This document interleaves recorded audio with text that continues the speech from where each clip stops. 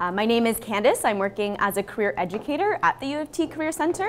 That means that I see one-on-one students for career counseling or job coaching appointments, and I also design and develop workshops like this, more generic sort of self-exploration information. And I'll also do workshops on more specific job skills, like building resume writing skills and whatnot. So that's what I do. The reason I think it's awesome that your department has asked me to come here is because often when I'm working at the Career Center, second semester gets really busy, and I'm meeting a lot of students in the last semester of their final year, whether that be their fourth year, their fifth year, their sixth year, and they're coming to me and they're saying, okay, so what can I do with my political science degree? Or what can I do with my psychology degree? Because you're poli-sci, I put political science. But a lot of students come to me at that point asking, what can I do with my degree? And I have two answers. Well, actually, I have the same answer.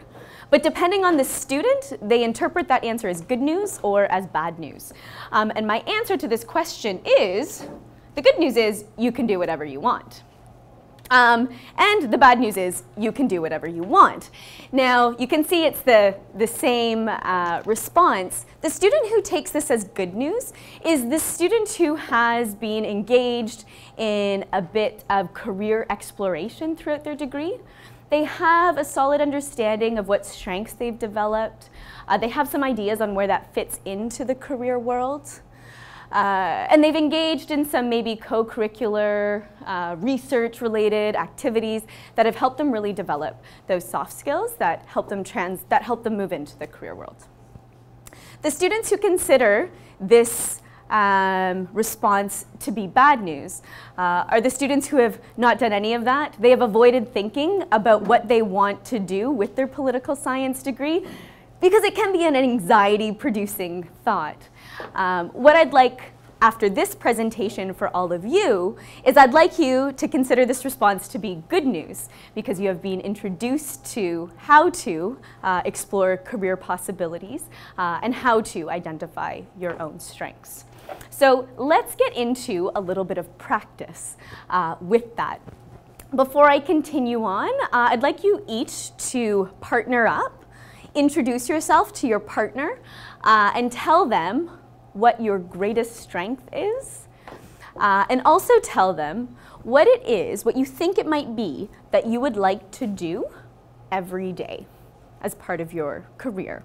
Maybe an activity or something you need to accomplish every day. Does that make sense to everyone? Cool. We'll just do this for about 3 or 4 minutes, so go, partner up. How's it been going? It's okay.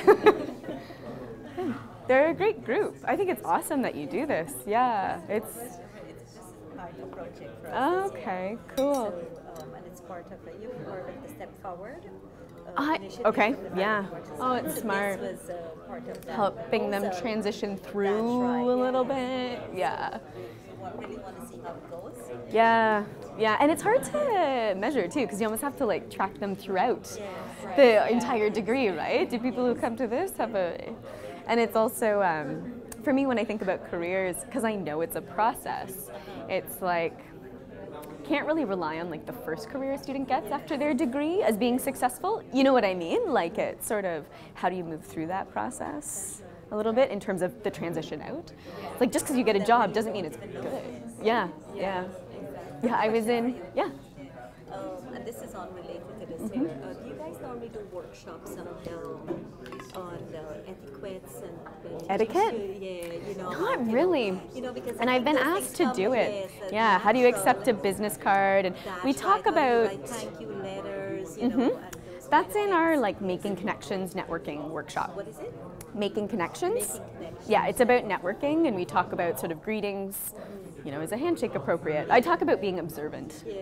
So like, what is that person doing? And, you know, Obama likes a fist pump, doesn't want to get sick, doesn't like the handshake, but, you know, pay attention to those social cues. So we do go through sort of an explicit discussion around that, and we talk about following up with a thank you when you've established a meaningful connection. I think the being observant is key, because I've been to backpack to briefcase events where there's one student like hogging the whole time, and I'm like, that no one wants to talk to you anymore. Like, it's sort of so. Okay, so if we could come together. How is that, talking about your strengths? On a scale of like 1 to 10, 1 being hard, 10 being easy, what would you rate answering these questions as? 5. A 5? Okay, so we're right in the middle. We have some responses, not quite sure about them yet. We think we know our strengths. Maybe had to think about it. Any? 10? No problem? Amazing. You know, you don't need to be. I'm joking. Anyone else? A 7? Okay, so pretty comfortable. Awesome. This is a strong group. The reason I wanted to start with that activity is because when you're at university, often your focus is on your content knowledge. What is the subject matter? You're sort of going through the facts of political science. That's what you're focused on throughout your degree. But when you are moving into the career world, what's important to pay attention to and to notice is how you got through your degree. So on more of a process level, what are the skills that you've used? What are the strengths that you've developed throughout your 4, 5, 6 years here? And where do those sort of have a home in the working world? Where do those match up in the working world? And that's what employers want to hear too. When I'm reading over why employers perhaps do not want to hire a university student, often it's because that university student fails to clearly communicate how their experience at university will benefit that company and that employer. And when you think and talk in a skills-based way, that's what will connect with an employer. Maybe not so much the title of your undergrad thesis, but how you did that undergrad thesis, the critical thinking, the research. That's what will speak to an employer. So that's why we started with that activity. And I like to think of that activity as a little bit of stepping out of the university fishbowl. This is where you're doing all your work, focused on all your studies. It's good to pause sometimes, step out of that fishbowl, look in, and how am I doing that? Sort of look at that process. Does that make sense to people? We're good? Okay. Not everyone likes metaphors, so I was wondering if I should put the fishbowl up. But okay, so when we think about moving from the political science classroom to the career world, step 1 is identifying your skills. I've gotten into the importance of that a little bit, but to go into it a little bit more, the importance of identifying your skills. Number 1, only you know you. If you put your political science degree on your resume, no one is going to assume what skills you have developed throughout that degree. An employer will skim it over unless you make it very clear what skills you have developed. They might assume you want to go into politics, but you're applying for a market research analyst position, so they just throw it aside. Just because someone studied geography doesn't mean they're good at directions, but that might be what someone assumes unless they clearly explain the skills they developed throughout that degree. And only you know how you're getting through your degree. Some of you are exhibiting great time management skills, and other people are just working really well under pressure because they don't really use those time management skills. So only you know how you're getting through your degree. Also, when you think in terms of skills, it really expands the career opportunities available to you. I went on monster.ca, a popular job search engine, and I searched political science. One job came up, and it was for like an associate professor, I think. When I searched critical thinking, because I'm pretty sure that a lot of political science are developing critical thinking skills, 93 jobs came up. So when you're thinking in terms of your unique set of skills and strengths, it greatly expands the career options available to you. Also, when you start with reflecting on your skills when it comes to connecting those to the working world, there have been some studies conducted within the field of positive psychology that show when someone goes into a career because it capitalizes on their strengths, they have an increased sense of personal well-being when compared to someone who went into a career because it matches their content knowledge or their subject knowledge. So when you're thinking in terms of your unique set of skills and strengths, it may help you. It's correlational, it's not causational, so I'm going to throw that out there. But it's something to think about. It often increases your sense of personal well-being. These last 2 points I'll throw up there at the same time. when you know your skills and strengths, it can, I've noticed in students, increase their confidence when they're going into networking events. It can increase their confidence when they're going through interviews. So that's something to think about, because when you have an increased sense of confidence in those scenarios, when you can clearly communicate your skills and strengths, it increases your chance of success when seeking employment.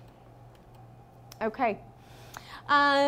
Now we've been talking about skills sort of like they're out there without giving you some concrete examples of potential skills you may be developing. So I wanted to put this together to give you a better sense of what I'm talking about. Identifying your skills. Because you're university students, I think a lot of you, some of you, may have developed time management skills, research skills, critical thinking skills. I also did some research on skills particular to political science students. What are skills that you may be developing sort of stronger than someone else in a different field? These involved influencing people. It made me think that you all should be in sales or something, influencing people. No, mediating conflicts, listening critically, presenting ideas clearly. These were all skills that came up in relation to political science. Now, you might not have them. It depends on what courses you're taking, how you're getting through school. But this is just to give you some ideas on skills you may perhaps be developing. And then there are also skills that you develop through co-curricular activities, through volunteering with a professor to do some research work, through some maybe coursework that you're doing that involves working on a team, through a part-time job, I said volunteer? I said volunteer. Those are experiences that are important for your resume, that really do enhance what you have to offer an employer. You don't want to graduate with just your degree. You want to be doing some other things that really enhance and exemplify how you use your soft skills. Okay, I would like to take a break from talking, and what I would like you all to do is partner up again. And I expanded that list of skills commonly related to political science students. Now, what I'd like you to do is, if you identify with one of these skills up there, I'd like you to speak with your partner about where you developed that skill and how it helped you achieve an outcome, or how it helped you fulfill a responsibility in that situation. Does that make sense to people? Yep. If you have a particular skill that you would like to talk to someone about that's not here, that's okay too. I just want you to practice talking about your skills in terms of how you develop them. Okay? Great. Okay. How were your conversations? Was that? Really productive. It was really productive?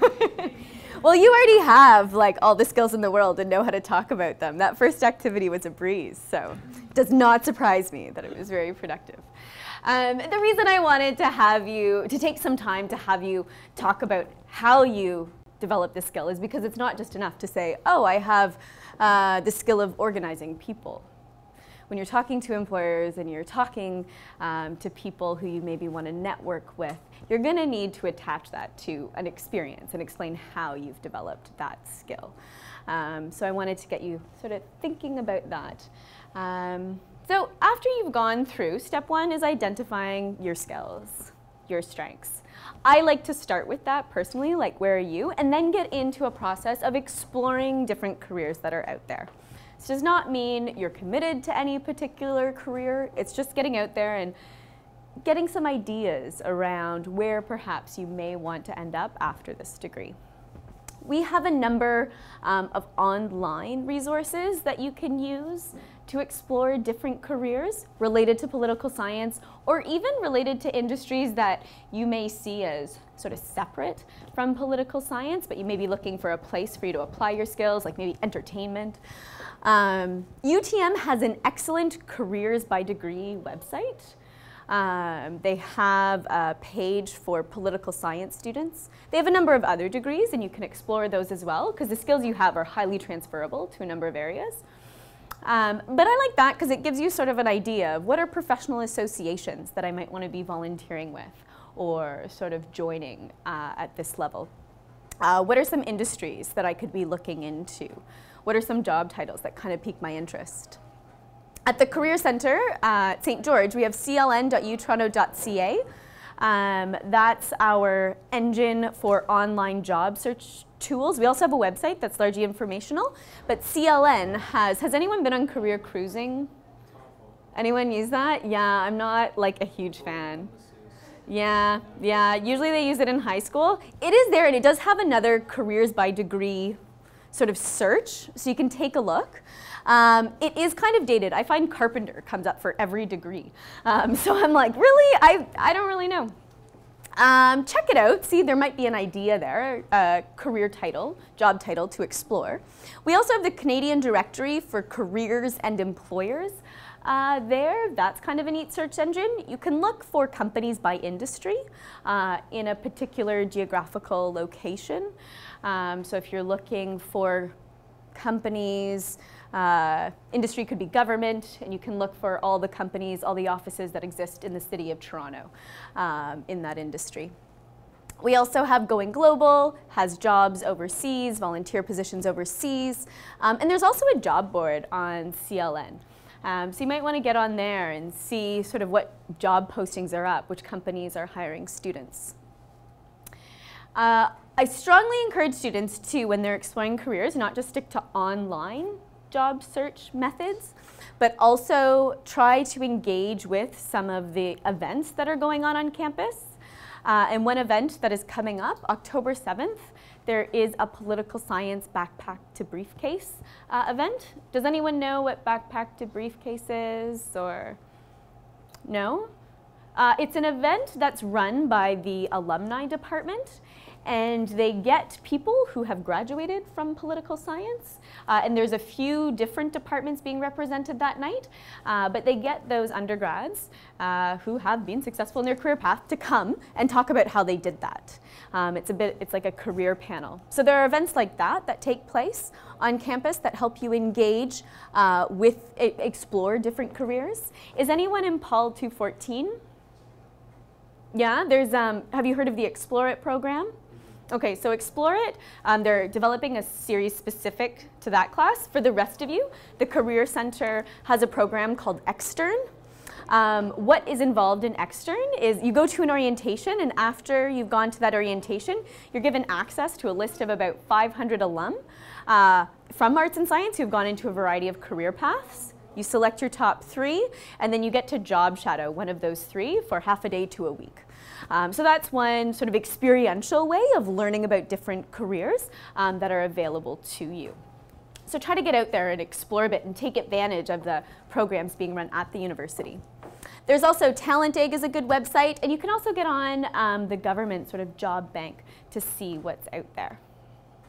When I was doing some research, industries that people with your degree tend to go into, if you don't see an industry you want to go into up here, that's okay. I just wanted to give you some ideas about where students tend to go after their undergrad.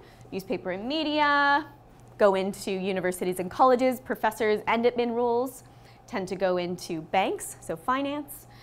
Different research organizations are hiring poli-sci grads.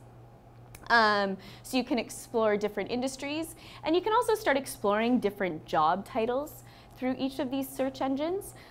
This is a list of job titles that political science students have jobs that political science students have gone into upon completion of their degree.